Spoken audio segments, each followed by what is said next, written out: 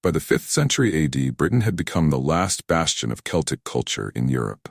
This sanctuary, however, would soon face significant threats as the Britons of King Arthur's time entered an era marked by chaos, invasion, heroism, and loss.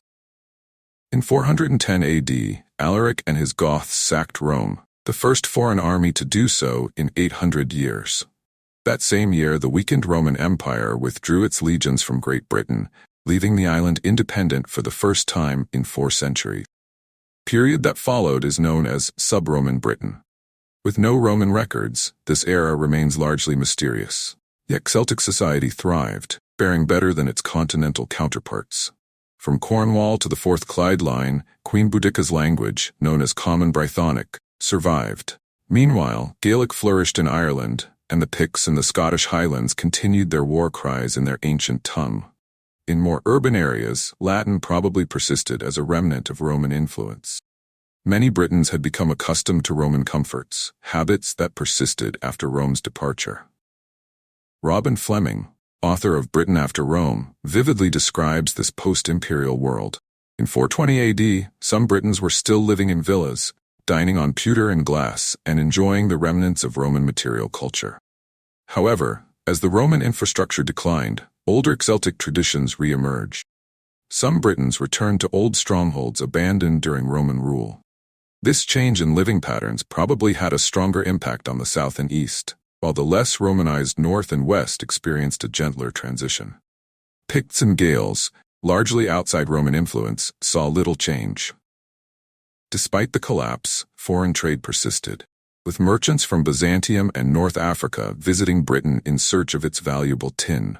This trade allowed some Romano-British people to maintain a semblance of their former way of life. Religiously, Roman Britain was diverse, with Celtic, Greco-Latin, and Eastern deities worshipped alongside the growing influence of Christianity. By the time of Rome's departure, Christianity had become dominant, but pagan cults probably survived, blending with Christian practices.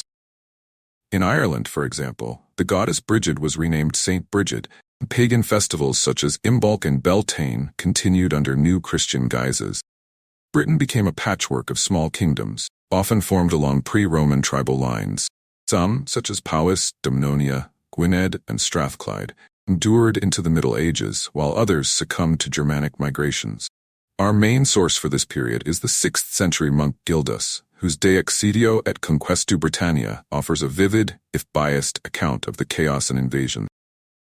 According to Gildas, the Picts and Scots attacked as soon as the Romans left, prompting the Britons to seek help from the Roman Empire, only to be abandoned. Gildas's account, though biased, suggests that the Britons were as warlike as their Celtic cousins.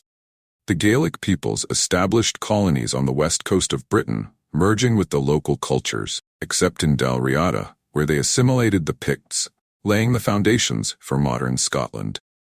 The biggest game-changers, however, were the Anglo-Saxon, a mix of tribes from Scandinavia and the northern German coast. Led by the Jute brothers Hengist and Horsa, they initially came as mercenaries, soon betrayed their hosts, establishing the Kingdom of Kent.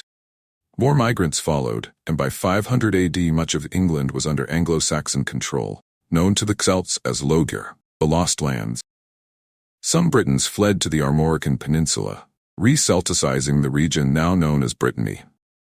The Anglo-Saxon advance was temporarily halted by legendary figures such as King Arthur, but their influence continued to grow. By the 6th century, the Anglo-Saxons had become firmly established, leading to cultural divergence between the Cornish and Welsh and the common Britons. King Ethelfrith of Bernicia expanded northwards, defeating Celtic kingdoms and establishing Anglo-Saxon rule north of the Humber. Despite this, Celtic culture persisted in the names and traditions of the early English kingdoms, and the Britons in Anglo-Saxon territories were gradually assimilated. By the early 7th century, a boundary had emerged between the Old English-speaking and Brythonic-speaking communities. The Celts had lost much territory, but their culture persisted in the westernmost parts of Britain. The once expansive Celtic culture was now confined to these regions, but they continued to resist and adapt.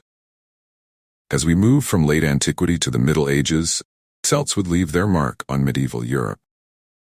In the west, Arthur's heirs resisted the nascent English kingdoms, while the Gaels of Dalriada laid the foundations for Scotland. Ireland remained isolated but would soon face new challenges from the Vikings and the Normans.